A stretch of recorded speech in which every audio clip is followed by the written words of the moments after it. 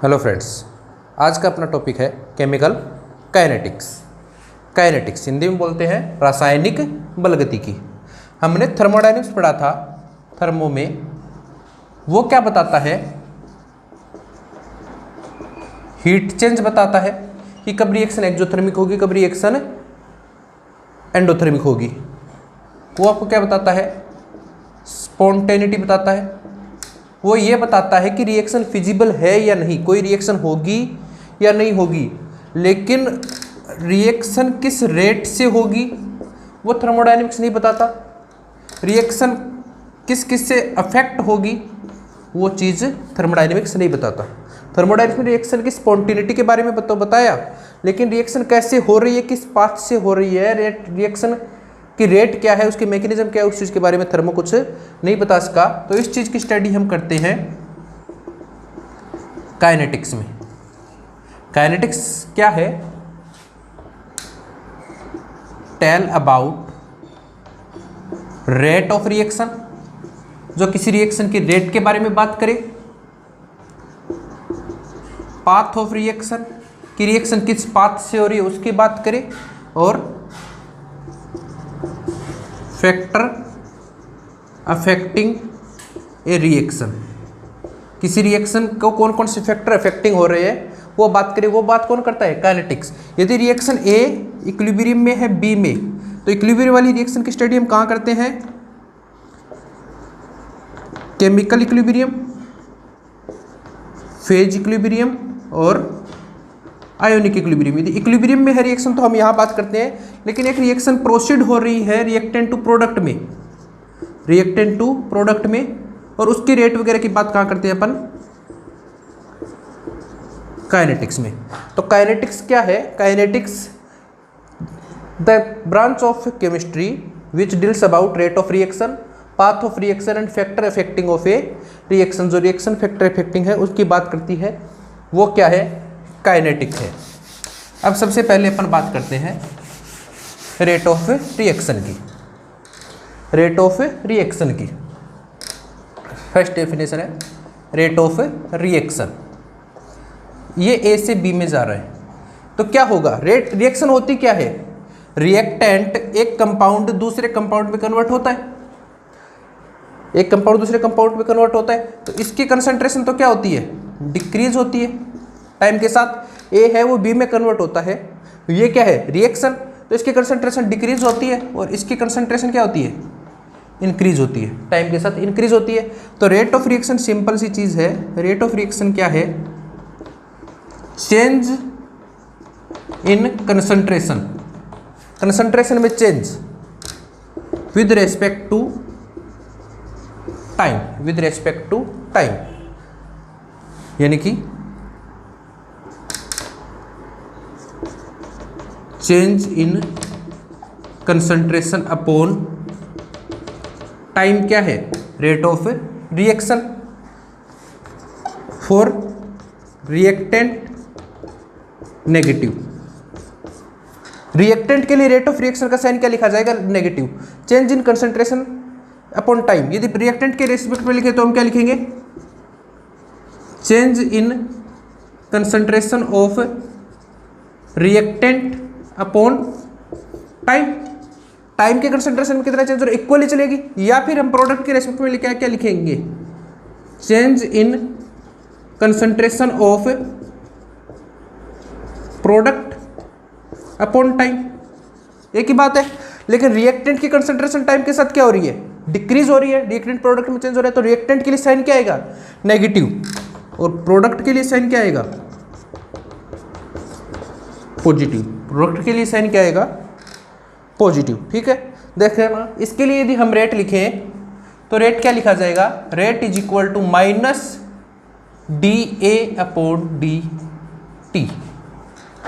Change in concentration, A की कंसंट्रेशन, बड़ा ब्रैकेट का मतलब है कंसंट्रेशन का, ए की कंसंट्रेशन अपॉन डी टी, तो साइन क्या आएगा, माइनस, या फिर मैं क्या लिख सकता हूँ, D B upon D T. Change in concentration of product upon D T, sign क्या आएगा, प्रोडक्ट के लिए पॉजिटिव, रिएक्टेंट के लिए क्या आएगा, नेगेटिव। ठीक है, देखना, यदि मैं जैसे इस इक्वेशन के लिख रहा हूँ, N2 प्लस 3H2 2NH3। तो रेट ऑफ रिएक्शन कैसे लिखी जाएगी? Rate of reaction, rate is equal to N2 के रेस्पेक्ट में लिखूंगा तो minus D N2 upon D T, minus D N2 upon D T. Reaction हमेशा H2 के रेस्पेक्ट में लिखो तो -1/3 DH2 अपॉन डी टी, हमेशा 1 मोल के रेस्पेक्ट में ली जाती है। रेट की बात करूं तो हमेशा 1 मोल के रेस्पेक्ट में बात करूंगा तो जो स्टोइकियोमेट्रिक कोफिशिएंट है वो उसका हमेशा क्या करूंगा? डिवाइड करूंगा। ये क्या है?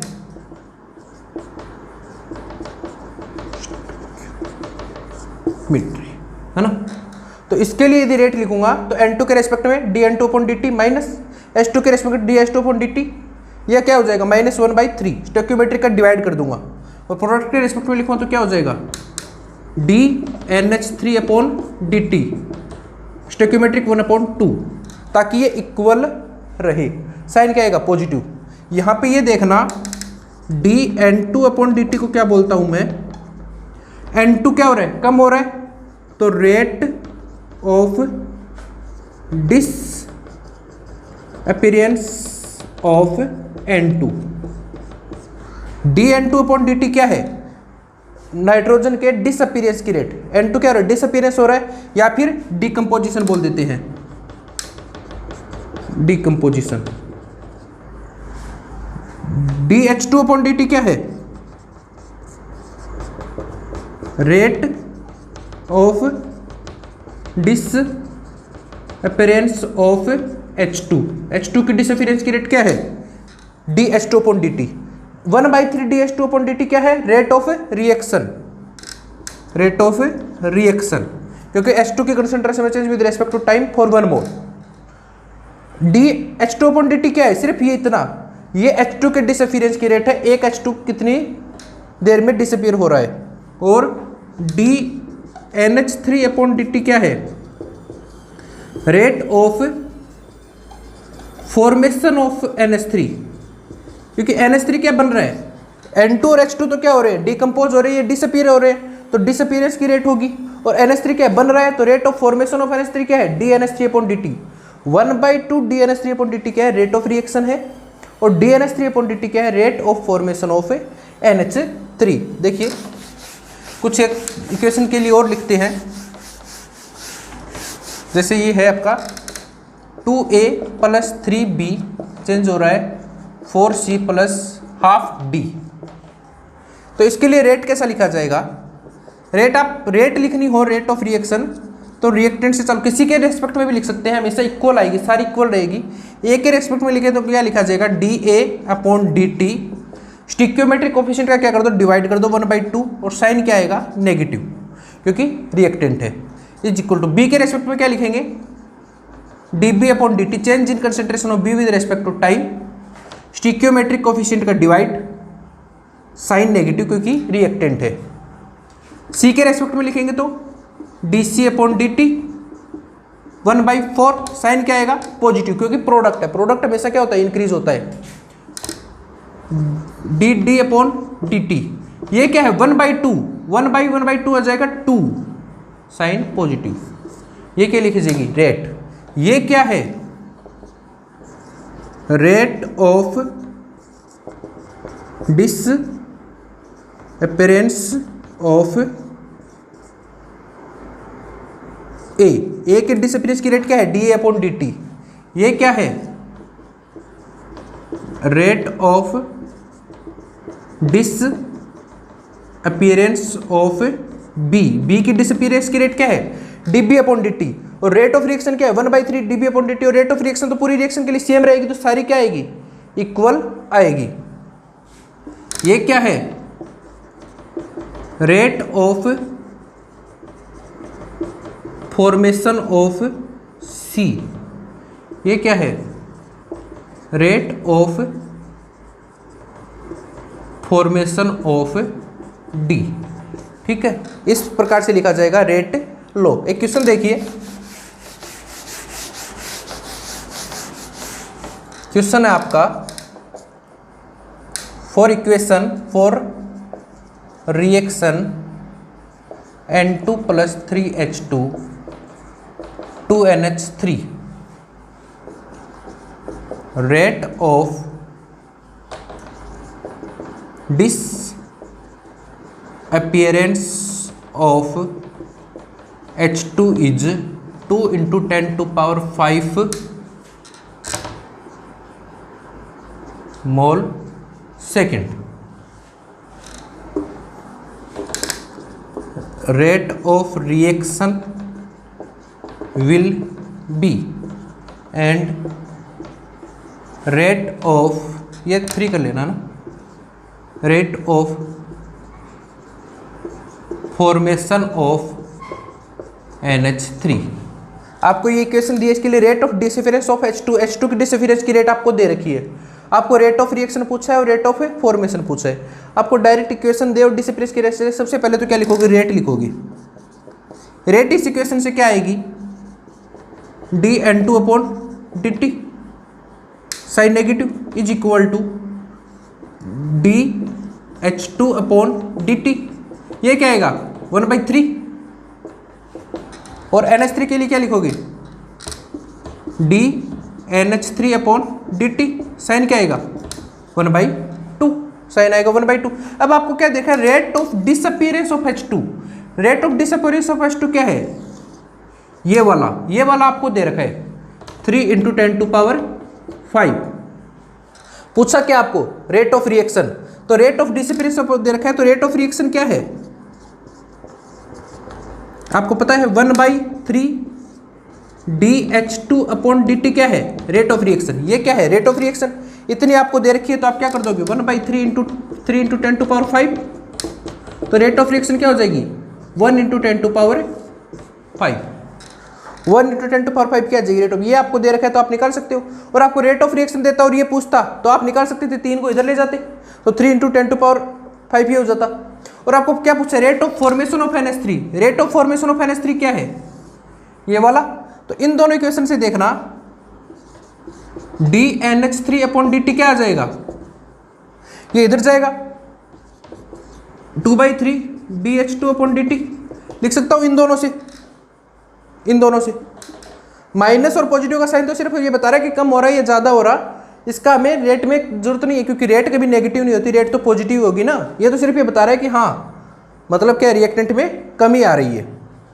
तो 2/3 लिखोगे तो क्या हो जाएगा 2/3 × 3 × 10⁵। तो रेट ऑफ फॉर्मेशन ऑफ क्या हो जाएगा 2 × 10⁵। ये क्या हो जाएगा, rate of formation of NH3। एक क्वेश्चन और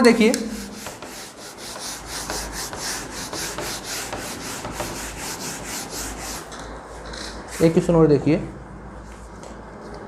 आपके पास एक इक्वेशन है फॉर इक्वेशन N2O5 डिकम्पोज हो रहा है आपका 2NO2 + O2 में, NO2 + ½ O2 में। आपको गिवन क्या है -d/dt N2O5 आपको दे रखा है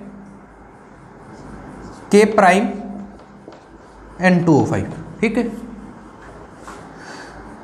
-d NO2/dt आपको दे रखा है K" N2O5, है ना। और आपको dO2/dt दे रखा है K" N2O5, है ना।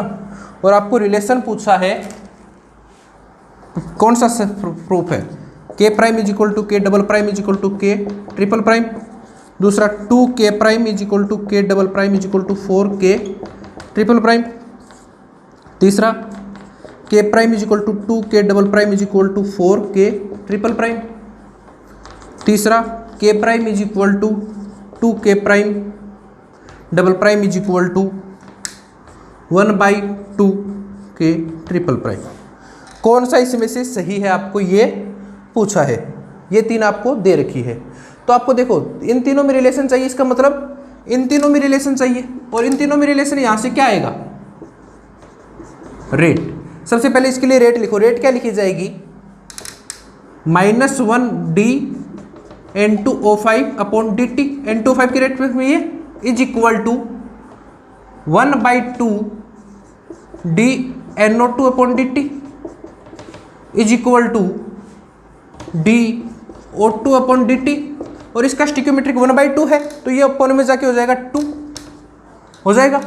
अब यहाँ पे रख लो, इसकी वैल्यू अपने को क्या दे रखी है, K prime N2O5, K prime N2O5 is equal to 1/2, इसकी वैल्यू क्या दे रखी है, K double prime N2O5, K double prime N2O5, और इसकी वैल्यू आपको क्या दे रखी है 2, K ट्रिपल प्राइम N2O5। देखना K1 K प्राइम इनमें रिलेशन चाहिए था, इसके लिए हमें इन तीनों में रिलेशन चाहिए, और इन तीनों में कहाँ से आएगा, रेट लिखेंगे तो ये आ जाएगी, इसके रेस्पेक्ट में N2O5 अपॉन डी टी, इसके रेस्पेक्ट में 1/2 N2O डी टी, इसके रेस्पेक्ट में 2 ND2O2 अपॉन डी टी, यहाँ से ये रख दिया, ये तीनों कैंसिल आउट हो जाएंगे, है ना, और दो को क्या कर दे, मल्टीप्लाई कर दे, तो ये आ जाएगा 2K1 K double prime 4K triple prime, ठीक है, 2 से मल्टीप्लाई करेंगे तो 2K1, यहाँ पे K डबल प्राइम, यहाँ पे 4K ट्रिपल प्राइम, कौन सा रिलेशन हो जाएगा, ये वाला,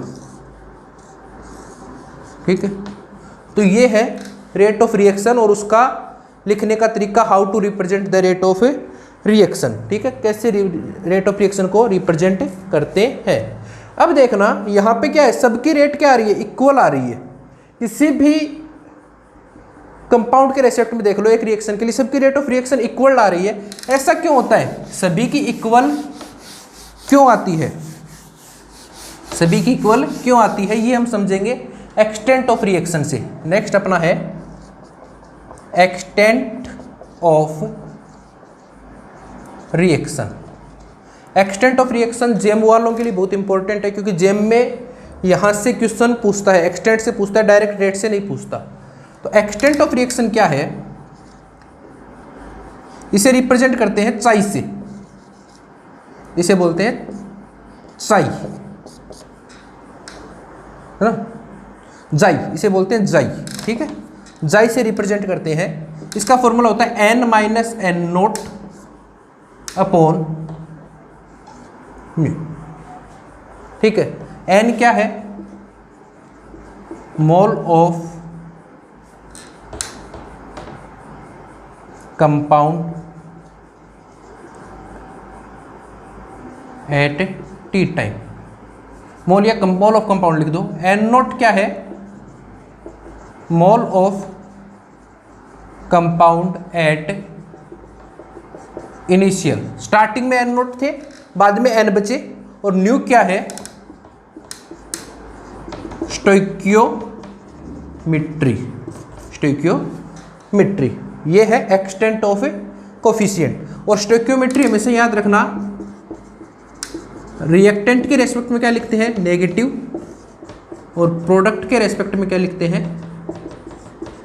पॉजिटिव। प्रोडक्ट के रेस्पेक्ट में क्या लिखते हैं, पॉजिटिव। देखना एक इक्वेशन देखना, A + 2B चेंज हो रहा है C में। स्टार्टिंग में इसके हमने मान लिए कि 5 मोल थे, इसके 10 मोल थे, इसके 0 हैं, ठीक है, या फिर ले लो 10 मोल थे, 20 मोल थे, इसके 0 हैं स्टार्टिंग में। टी टाइम पे क्या हो जाएंगे, टी टाइम पे ये क्या है, 4 मोल बचे या 6 मोल बचे, ये 12 मोल बचे और ये 4 मोल हो गए। एक्सपेरिमेंट से हमने देख लिया कि ये 10-20 थे, ये 6, 12 और 4 बचे। तो इसके लिए एक्सटेंट ऑफ रिएक्शन देखना, एक्सटेंट ऑफ रिएक्शन, या इसे बोलते हैं advancement of reaction, advancement of reaction. ये देखना क्या आएगा, ए के लिए इनिशियल मोल कितने हैं, टाइम पे 6 माइनस 10 अपॉन स्टोइकियोमेट्रिक 1 माइनस 1, तो क्या आ जाएगा 4 आ जाएगा ए के लिए। बी के लिए देखने कितना आएगा, 12 minus 20 upon minus 2, T time पे 12, इनिशियल 20, 12 माइनस 20 अपॉन 2, रिएक्टेंट के लिए माइनस, तो ये कितना आएगा 4। और सी के लिए क्या है, 4 माइनस 0 अपॉन 1, 4। तो तीनों के लिए एक्सटेंट ऑफ कोफिशिएंट क्या आया, एक्सटेंट ऑफ रिएक्शन क्या आया, इक्वल आया। तो एक्सटेंट ऑफ रिएक्शन इक्वल आया, दैट्स मीन हम क्या कह सकते हैं, रेट ऑफ रिएक्शन तीनों के लिए क्या रहती है, इक्वल रहती है। रेट ऑफ रिएक्शन तीनों के लिए क्या रहती है, ये है एक्सटेंट ऑफ रिएक्शन, जो हमेशा पॉजिटिव आएगा। रेट ऑफ रिएक्शन हमेशा नेगेटिव और पॉजिटिव लिखते हैं, ये हमेशा क्या रहता है, पॉजिटिव रहता है, क्योंकि रिएक्टेंट के लिए स्टिक्योमेट्रिक कोफिशिएंट माइनस में रहता है, जिसकी कंसंट्रेशन कम होती है और इसकी कंसंट्रेशन ज़्यादा होती है, तो इसके लिए हमेशा क्या रहता है, पॉजिटिव रहता है। ठीक है, ये है एक्सटेंट ऑफ रिएक्शन। अब एक्सटेंट ऑफ रिएक्शन से देखना रेट ऑफ रिएक्शन क्या होती है। इन एक्चुअल हम जो कंसंट्रेशन रेट ऑफ रिएक्शन की डेफिनेशन बोलते हैं कि रेट ऑफ रिएक्शन होती है कंसंट्रेशन अपॉन टाइम, वैसा नहीं होता। इन एक्चुअल रेट ऑफ रिएक्शन की डेफिनेशन होती है change in extent of reaction upon change in extent of reaction upon time. Extent में कितना चेंज हो रहा है टाइम के रेस्पेक्ट में, वो एक्चुअल डेफिनेशन किसकी है, रेट ऑफ रिएक्शन की। देखना तो ये कैसे लिखा जाएगा, रेट क्या हो जाएगी, rate is equal to D xi upon D T. D xi upon D T, D xi के अपन डेफिनेशन पढ़ चुके हैं, D N minus N note upon nu upon D T. Nu क्या है, stoichiometric coefficient upon D T. Nu 12 जाए coefficient है, तो मैं इसे क्या लिख सकता हूँ, rate is equal to 1 upon nu D N upon D T minus D N note upon D T लिख सकता हूँ। D N upon D T upon D N note upon D T. N not क्या है, N not constant है, initial concentration हमेशा constant होती है, तो D N note upon D T क्या हो जाएगा, 0। तो रेट क्या आ जाएगी, 1 upon nu D N upon D T. ये क्या आ जाएगी, रेट। ये क्या आ जाएगी, रेट। अब मोस्टली रिएक्शन हम क्या करते हैं, कांस्टेंट वॉल्यूम पे करवाते हैं, बंद पात्र में करवाते हैं, क्लोज सिस्टम में करवाते हैं। तो at constant volume, volume constant कर दूंगा तो रेट क्या हो जाएगी, 1 upon V 1 upon nu D N upon D T. या लिखा जाएगी rate is equal to 1 upon nu D N upon V upon D T लिखा जाएगा। और N upon V mole upon volume क्या होती है, कंसंट्रेशन। तो रेट क्या आ जाएगी, 1 upon nu D C upon D T. That is actual definition. ये क्या है, स्टोइकियोमेट्री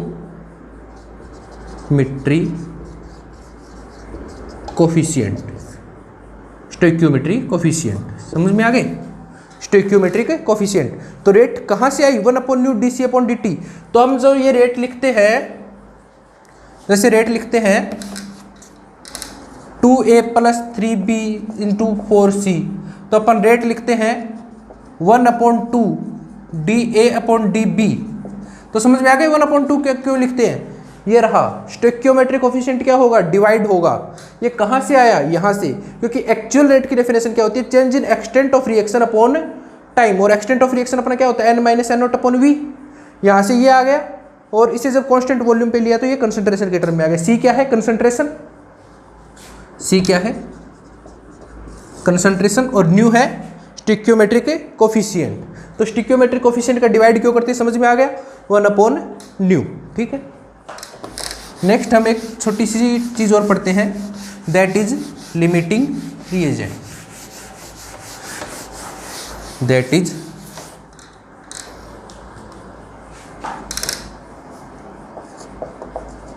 लिमिटिंग रिएजेंट। देखना एक रिएक्शन हो रही है, मैं बात कर रहा हूँ, सिंपल रिएक्शन लेके चल रहा हूँ, N2 प्लस 3H2 या A प्लस 2B C में रिएक्शन हो रही है। इस रिएक्शन का मतलब क्या है, यदि मैं A 1 ग्राम लेता हूँ तो B मुझे कितना चाहिएगा, 2 ग्राम चाहिएगा, तब C क्या बनेगा, 1 ग्राम बनेगा। इस रिएक्शन का मतलब क्या, 1 ग्राम A लेता हूँ तो मुझे B कितना चाहिएगा, 2 ग्राम, तब C कितना बनेगा, 1 ग्राम। लेकिन मेरे पास B क्या है, 1.5 ग्राम है, बी क्या है 1.5 ग्राम है। तो ये रिएक्शन कंप्लीट होगी क्या? नहीं होगी। ये रिएक्शन क्या हो जाएगी? रुक जाएगी। ये क्या कर देगा? Stop the reaction. ये रिएक्शन को स्टॉप कर देगा और ये रिएक्शन को स्टॉप कर देगा, तो इसलिए इसे हम बोलेंगे लिमिटिंग रिएजेंट। इसे क्या बोलेंगे? Limiting reagent. तो लिमिटिंग रिएजेंट क्या होता है? Compound which concentration is less than required concentration, जिसकी concentration required concentration से कम है, वो क्या है? Limiting reagent. वो क्या है? Limiting reagent. वो क्या है? Limiting reagent. देख रहे हैं क्वेश्चन? एक क्वेश्चन देखना इस पे। आपकी एक रिएक्शन हो रही है N2 + 3H2 2NH3, है ना। आपसे क्वेश्चन पूछ रहा है 50 ग्राम, तो आपके पास क्या है? N2, है ना। 50 ग्राम तो N2, और 10 ग्राम क्या है आपके पास? H2। तो NH3 कितना बनेगा? NH3 कितना बनेगा आपसे ये पूछा है ना। तो आप देखना N2 आपके यदि 1 मोल ले तो कितना वेट होता है N2 का? 28 ग्राम। N2 का 1 मोल का क्या होता है? 28 ग्राम। 1 मोल के पीछे कितने चाहिए? 3 मोल। 3 मोल का वजन कितना होता है? 6 ग्राम। 3H2 का क्या होता है? 6 ग्राम। तो अमोनिया कितना बनता है?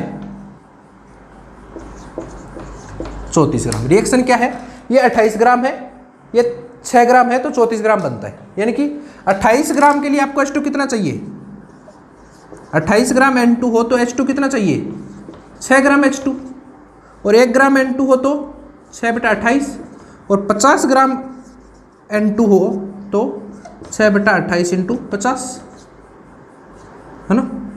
तो इसे सॉल्व करोगे 3 14।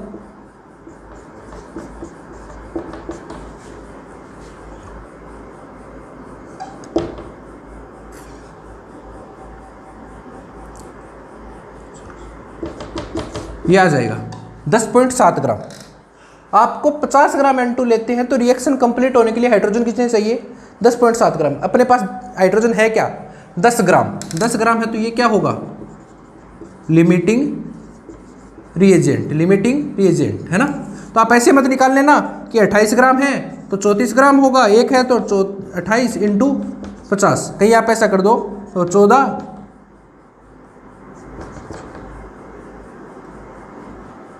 और सॉल्व कर लो इसे सॉल्व कर लो। इससे रिजल्ट आपका क्या आ जाएगा? गलत आ जाएगा, क्योंकि रिएक्शन कंप्लीट होगी नहीं। पहले तो ये देखो कि रिएक्शन में अपने को जितना चाहिए वो अमाउंट है क्या? नहीं है। 50 ग्राम के पीछे हाइड्रोजन पूरा नहीं है, तो हाइड्रोजन के रेस्पेक्ट में बनाओ। 6 ग्राम हाइड्रोजन होता है तो कितना बनता है? 34। 1 होगा तो 34/6, और 10 होगा तो 10।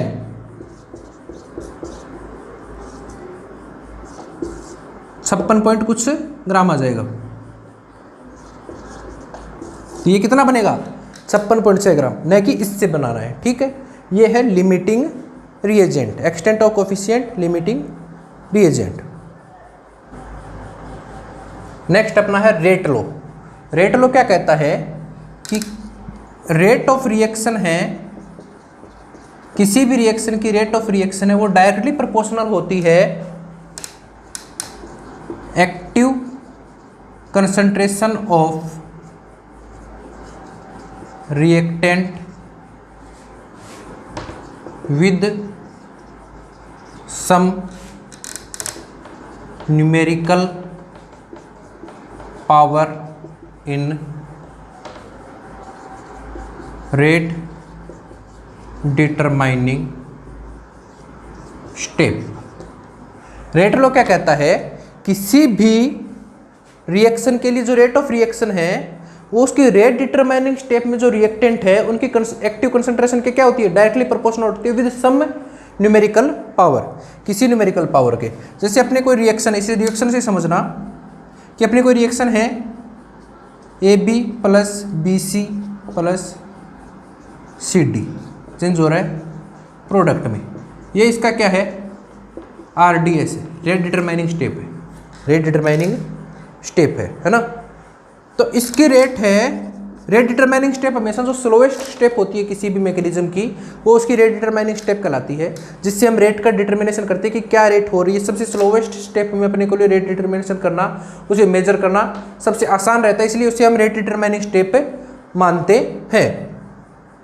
तो रेट है वो क्या हो जाएगी, ये कहते हैं डायरेक्टली प्रोपोर्शनल होता है कंसंट्रेशन ऑफ रिएक्टेंट के, ए की कंसंट्रेशन, बी की कंसंट्रेशन, सी की concentration with some numerical power. इसकी न्यूमेरिकल मान ली मैंने अल्फा, इसकी बीटा, इसकी गामा। तो ये क्या है, रेट लो। रेट लो क्या कहता है, रेट ऑफ रिएक्शन किसी भी, वो उसकी रेट डिटरमाइनिंग स्टेप में एक्टिव कंसंट्रेशन ऑफ रिएक्टेंट के डायरेक्टली प्रोपोर्शनल होती है विद सम न्यूमेरिकल पावर। ये कुछ न्यूमेरिकल पावर है, न्यूमेरिकल वैल्यू है इनकी, अल्फा, बीटा और गामा की वैल्यू क्या है, ये न्यूमेरिकल वैल्यू है, ठीक है। तो रेट को यदि हम साइन हटाते हैं तो ये आता है के, ए की पावर अल्फा, बी की पावर बीटा, सी की पावर गामा। के क्या कहलाता है अपना, रेट कांस्टेंट। क्या कहलाता है, रेट कांस्टेंट। के को क्या बोलते हैं अपन, रेट कांस्टेंट। ये अल्फा, बीटा, गामा, और तीनों को मैं यदि ऐड कर दूं, alpha plus beta plus gamma, इन तीनों को ऐड कर दूं तो ये क्या कहलाता है, ऑर्डर ऑफ रिएक्शन। यदि इन तीनों पावर को ऐड कर दूं तो उसे हम क्या बोलेंगे, order of reaction. Order of reaction का मतलब क्या हो गया, sum of numerical power of reactants in rate law. Rate law में जो न्यूमेरिकल पावर आ रही है रिएक्टेंट्स की, उनका सब का सम क्या कहलाता है, ऑर्डर ऑफ रिएक्शन। ये देखना सम है तो ऑर्डर ऑफ रिएक्शन क्या हो सकता है, नेगेटिव भी हो सकता है, पॉजिटिव भी हो सकता है, फ्रैक्शनल भी हो सकता है और जीरो भी हो सकता है। रेट लो क्या हो सकता है, कुछ भी हो सकता है, नेगेटिव भी हो सकता है, पॉजिटिव भी हो सकता है, फ्रैक्शनल भी हो सकता है, जीरो भी हो सकता है, क्योंकि ये यहाँ पे वैल्यू कुछ भी हो सकती है।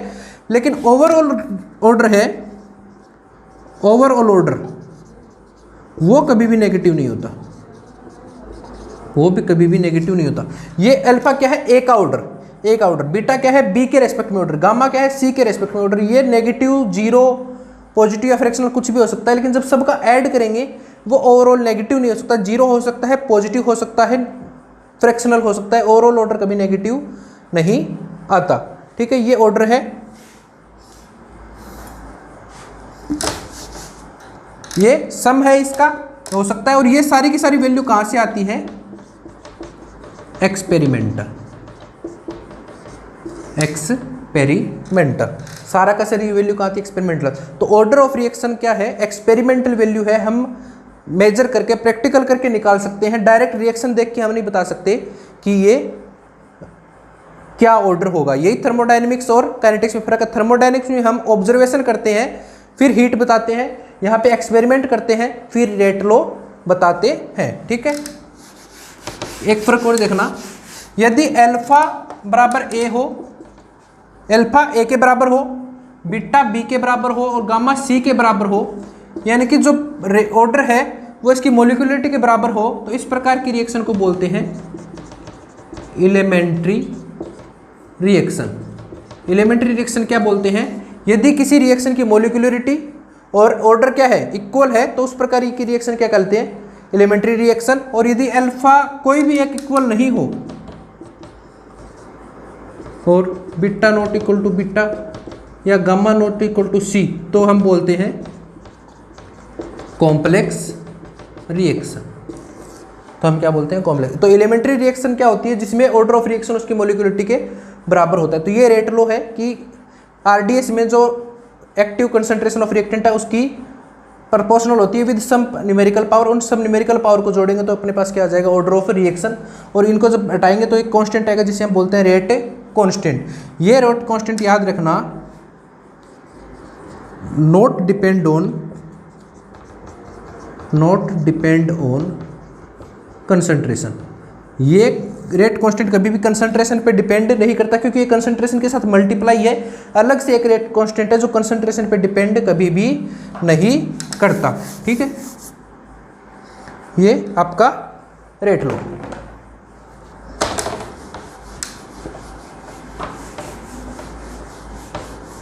अब देखना,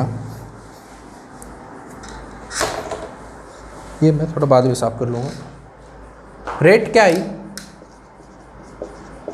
के इंटू कंसंट्रेशन की पावर अल्फा। रेट की यूनिट हमेशा क्या होती है, कंसंट्रेशन अपॉन टाइम। रेट की यूनिट हमेशा क्या होती है, कंसंट्रेशन अपॉन टाइम, या मोल मोलरिटी अपॉन टाइम। टाइम का मतलब सेकंड, या मोल पर लीटर पर सेकंड। तो यूनिट क्या हो जाएगी, मोल पर सेकंड, मोलरिटी पर सेकंड, या mole litre inverse second inverse. Rate की यूनिट हमेशा फिक्स होती है। रेट ऑफ रिएक्शन क्या होती है, change in concentration with respect to time, यानी कि मोलरिटी अपॉन टाइम। तो मोल पर सेकंड या मोलरिटी पर सेकंड। कंसंट्रेशन हमेशा फिक्स ही होती है, मोलरिटी या मोल पर लीटर, यही होती है। तो के क्या आ जाएगा, के यहां से आ जाएगा रेट अपॉन कंसंट्रेशन की power alpha. Rate upon concentration की पावर अल्फा। तो के क्या आ जाएगा, रेट की यूनिट क्या है, मोल लीटर इनवर्स सेकंड इनवर्स। और ये ऊपर जाके क्या हो जाएगी, कंसंट्रेशन क्या हो जाएगी, अपॉन मोल लीटर इनवर्स की पावर अल्फा। अल्फा क्या है, order of reaction, order of reaction. तो for zero order, for zero order के की यूनिट कितनी आ जाएगी, मोल, ये मोल लिख लेना है ना, mole mole litre inverse second inverse upon zero. Zero का मतलब 1, तो के की यूनिट क्या आ जाएगी, ये रेट कांस्टेंट की। जीरो ऑर्डर के लिए मोल litre inverse second inverse. First order के लिए ये क्या हो जाएगी, मोल litre inverse second inverse upon mole litre inverse की पावर 1। तो ये आपस में कैंसिल आउट, तो क्या आ जाएगी, second inverse, second inverse. Second order के लिए मोल litre inverse second inverse upon mole litre inverse की पावर 2। पावर 2 है तो एक कैंसिल आउट हो जाएगी, ऊपर जाके ये क्या हो जाएगा, litre mole inverse second inverse. तो हम रेट की यूनिट हमेशा, चाहे कोई भी रिएक्शन हो, first order second order third order, हमेशा सेम रहेगी, कंसंट्रेशन की सेम रहेगी। रेट कांस्टेंट की यूनिट चेंज होगी तो हम निकाल सकते हैं, फॉर्मूला क्या हो जाएगा, मोल litre inverse second inverse upon mole litre inverse की पावर अल्फा। अल्फा क्या है, ऑर्डर ऑफ रिएक्शन। जीरो रखेंगे तो ये सेम आ जाएगी, 1 रखेंगे तो second order, third second order रखेंगे तो मोल लीटर इनवर्स सेकंड ऑर्डर। ऐसे हम किसी भी यूनिट के लिए रेट कांस्टेंट की वैल्यू हमें फाइंड आउट कर सकते हैं। ठीक है, फाइंड आउट कर सकते हैं। अब देखना डिफरेंस मोलिकुलरिटी और मोलिकुलरिटी एंड ऑर्डर में डिफरेंस। मोलिकुलरिटी क्या है, reactant participate in reaction in, किसी भी रिएक्शन में कितने रिएक्टेंट पार्टिसिपेट कर रहे हैं, कितने रिएक्टेंट पार्टिसिपेट कर रहे हैं, वो क्या है, मोलिकुलरिटी। जैसे A plus B plus C product है, तो हम बता सकते हैं कि A plus B plus C क्या है, इसकी मोलिकुलरिटी। लेकिन ऑर्डर क्या है, sum of power of reactant in rate law. Order क्या है, रेट लॉ में जो रिएक्टेंट की पावर है उसका सम ऑर्डर है। ठीक है, ये हम थ्योरेटिकल रिएक्शन देख के बता सकते हैं मोलिकुलरिटी क्या होगी, 1 होगी कि 2 होगी कि 3 होगी। ऑर्डर क्या है, एक्सपेरिमेंटल। आपको कोई रिएक्शन दे और पूछे कि बताओ भाई इसका ऑर्डर क्या है, तो हम कभी भी नहीं बता सकते कि उसका ऑर्डर क्या है। मैं आपके सामने लिख दूं कि N2 + 3H2 2NH3, बता भाई इसका ऑर्डर क्या है, और आप बोल दो 1 और 2, सर 2 ऑर्डर है, तो आप बिल्कुल गलत हो। इसका 2 ऑर्डर नहीं है, इसकी मोलिकुलरिटी 2 हो सकती है, इसकी मोलिकुलरिटी 2 है। इसका ऑर्डर तो आप बोलना सर रेट लो लिख के दो मुझे तो कि रेट लो क्या है, फिर मैं बताऊंगा कि इसका ऑर्डर क्या है। तो ये थ्योरेटिकल है, ये एक्सपेरिमेंटल है। ये never be negative, zero and fractional. ये तो नहीं तो जीरो हो सकती है, ऐसा नहीं हो सकता कि कोई भी रिएक्टेंट पार्टिसिपेट नहीं कर रहा, ऐसा नहीं हो सकता कि नेगेटिव हो ही नहीं सकती, ऐसा भी नहीं कि आधा रिएक्टेंट पार्टिसिपेट कर रहा है। न तो फ्रैक्शनल हो सकती है, न जीरो हो सकती है, न नेगेटिव हो सकती है। ओनली क्या होगी, पॉजिटिव। और ये क्या है, जीरो भी हो सकती है, फ्रैक्शनल भी हो सकती है, नेगेटिव भी हो सकती है और पॉजिटिव भी हो सकती है, कुछ भी हो सकती है। ये डिफरेंस है मोलिकुलरिटी एंड ऑर्डर में, ठीक है। तो अपना रेट लो आ गया था। रेट लो क्या है, रेट लो क्या है, जैसी रिएक्शन हो रही है A + B change into C + D, तो रेट लो क्या लिखा जाएगा इसके लिए, रेट लो के हिसाब से रेट क्या हो जाएगी, K रेट कांस्टेंट, A की पावर X और B की पावर Y, ठीक है। जब भी इसके लिए रेट लिखनी हो तो रेट क्या लिखी जाएगी, रेट = K रेट कांस्टेंट, दोनों कंसंट्रेशन के A B, इस A की पावर X B की पावर Y, ठीक है।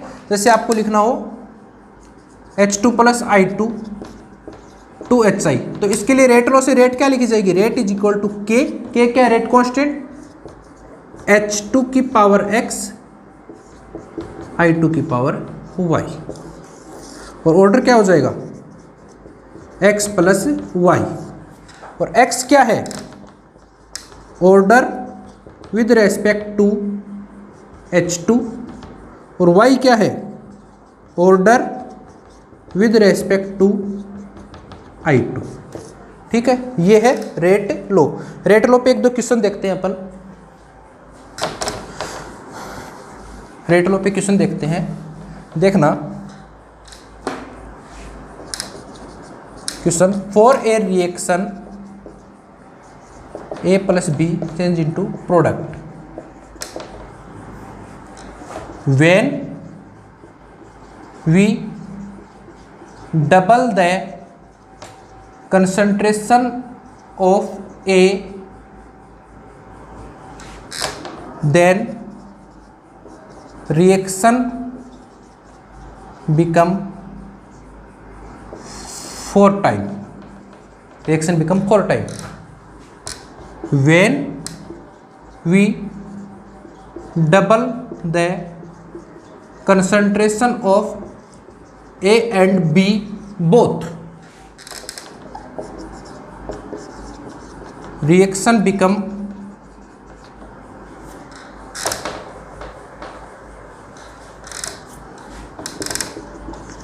8 time,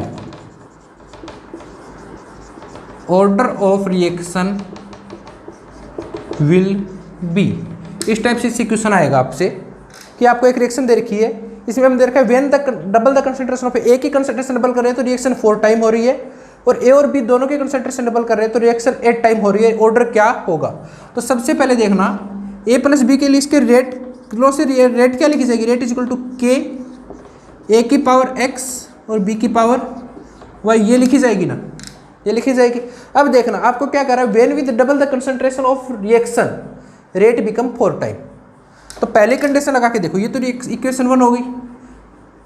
B क्या कहता है, A को डबल कर दूं मैं, A को क्या कर दिया मैंने 2A कर दिया, तो ये 2 की पावर X हो जाएगी, और B सेम रखा, तो रेट क्या हो गई 4 टाइम, तो ये क्या हो जाएगा 4 रेट क्या हो गई 4 टाइम हो गई, इक्वेशन 2।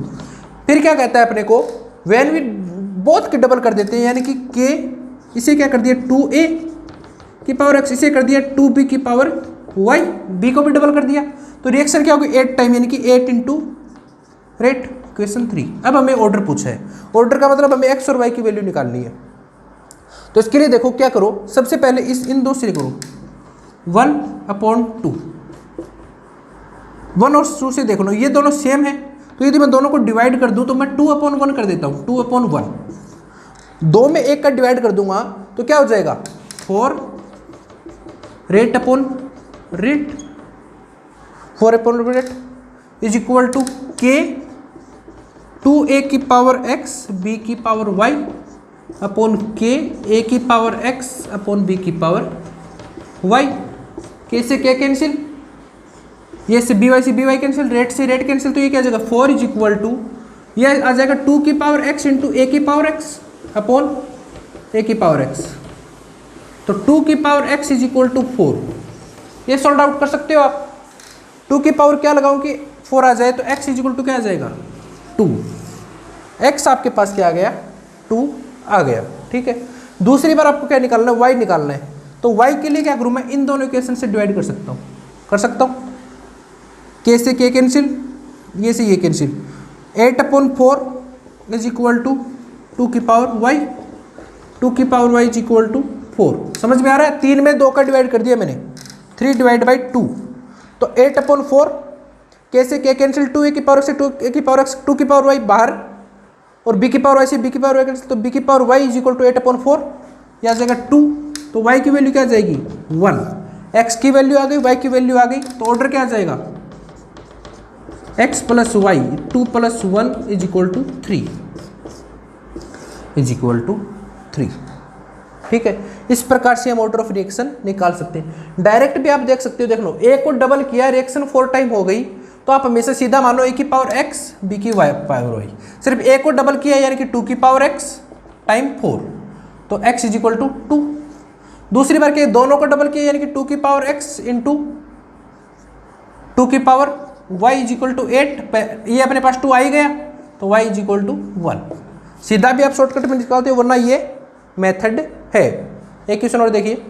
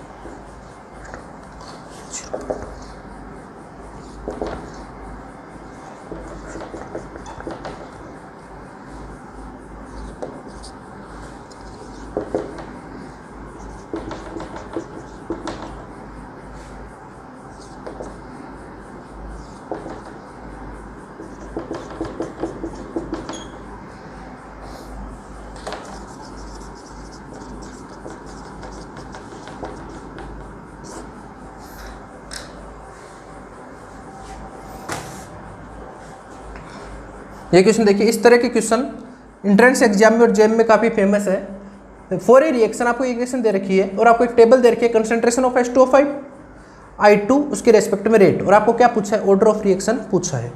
तो जब ऐसा क्वेश्चन आए, जब आपको रिएक्शन दे दे, यहाँ पे ये तो इसने रेट ऑफ रिएक्शन दे दी, यहाँ पे rate of decomposition of I2 देता तो भी क्या होता, रेट ऑफ रिएक्शन होता, इसके जिक्र करेंगे, ठीक है। तो ये इसका ऑर्डर पूछा है, तो सबसे पहले ऑर्डर के लिए आप रेटरो लिखो, rate is equal to K, दोनों कंसंट्रेशन लिख लो, H2O8 -2 और I माइनस, इसकी पावर मान लो x है, इसकी पावर मान लो y है। सबसे पहले तो ये काम है अपना, रेट जितने रिएक्टेंट है उसकी x और y मान लो। अब देखना कंडीशन आपको दे रखी है, पहली कंडीशन में इसकी कंसंट्रेशन दे रखी है, इसकी दे रखी है, रेट दे रखी है, तो लिख लो 2.0 × 10⁻³ इज इक्वल टू K, 1 की पावर x, I 1 की पावर y लिख सकते हो। दूसरी बार आप क्या लिखो, 4.0 × 10⁻³ इज इक्वल टू K, 2 की पावर x, 1 की पावर y, 0.1 है। 0.2, ठीक है, 0.2 की पावर वाई। तीसरे में क्या हो जाएगा 4.0 into 10 to power -3 is equal to K, 0.1 की पावर x, 0.4 की पावर y लिख सकते हो। पहले में 0.1 रेट 2 इंटू ये, दूसरे में 0.2 0.1 रेट ये, तीसरे में 0.1 0.4 रेट ये। अब आपको इनसे x और y की वैल्यू निकालनी है, तो वही है किसी दो को डिवाइड करो। कौन से दो को डिवाइड करो 1 2 3 जो सेम है, इनमें ये दोनों सेम है तो मैं 2/1 कर देता हूँ। 2/1 कर दूंगा तो क्या हो जाएगा 4.0 into 10 to power -3 upon 2.0 into 10 to power -3 is equal to K 0.2 की पावर x, 0.1 की पावर y अपॉन के 0.1 की पावर x अपॉन 0.1 की पावर y। ये सेम है कट जाएगा, ये सेम है कट जाएगा। इसे सोल्व करोगे तो क्या आ जाएगा 2 इज इक्वल टू, ये पॉइंट से पॉइंट हट जाएगा तो 2 की पावर x, तो x की वैल्यू क्या आ जाएगी 1, x की वैल्यू क्या आ जाएगी 1। इसी प्रकार y की वैल्यू निकालनी है तो मैं क्या करूँगा, देखना ऐसा वैल्यू लो जो इजीली कट जाए। 3 में 1 का डिवाइड कर दूं, हमें y की वैल्यू निकालनी है तो x वाला इजीली कैंसिल आउट हो जाए। ये वाला कर दूं तो ये क्या हो जाएगा 4.0 into 10 to power -3 upon 2.0 into 10 to power -3 is equal to K 0.1 की पावर x, 0.4 की पावर y अपॉन के 0.1 की पावर x अपॉन 0.1 की पावर y। ये कैंसिल आउट, ये कैंसिल आउट, ये 2 इज इक्वल टू 4 की पावर y। अब देखना 4 के ऊपर क्या पावर लगाऊं कि 2 आ जाए, तो ये नॉर्मल मैथमेटिक्स आने चाहिए। √4 2 होता है तो y की वैल्यू क्या आ जाएगी 1/2, y की वैल्यू 1/2 आ जाएगी। तो ओवरऑल रेट क्या आ जाएगा order is equal to 1 + 1/2 is equal to 3/2, क्या आ जाएगा ऑर्डर। तो ये निकालने का तरीका, पहले रेट लो मानो, फिर सारी इक्वेशन लिखो, फिर दोनों दो इक्वेशन का रेशियो लेके करते जाओ। इसका शॉर्ट ट्रिक बताता हूँ, वो इजी है। शॉर्ट ट्रिक देखना, आप ये देखो कि कहाँ सेम है। इसकी पावर आप x मान लो, इसकी पावर आप y मान लो, ये दोनों सेम है ना, तो इन दोनों का डिवाइड कर दो, रेशियो ले लो, ठीक है। इन दोनों का, ये दोनों सेम है तो यहाँ से x की वैल्यू निकाल सकते हो। इन दोनों सेम है ना, तो यहाँ से x की वैल्यू निकाल सकते हो 2/1 की पावर x, इन दोनों को डिवाइड कर दो इज इक्वल टू, देखना ये दोनों सेम है तो आप सीधा कर सकते हो 0.2/0.1 की power x is equal to 4 into 10 to power -3 upon 2 into 10 to power -3। इसकी पावर x मान लो, इसकी पावर y मान लो, जो सेम है उससे आप दूसरे वाले की वैल्यू निकाल सकते हो। ये 1 1 सेम है तो यहाँ से इन दोनों का रेशियो लेके आप 2 की power x is equal to 2 x की पावर 1, ये आ जाएगा।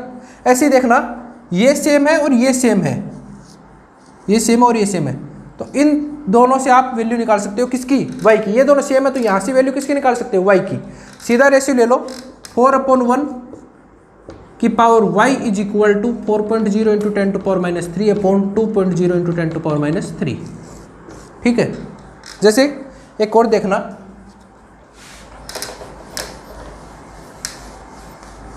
शॉर्ट ट्रिक से बता रहा हूँ कैसे करोगे।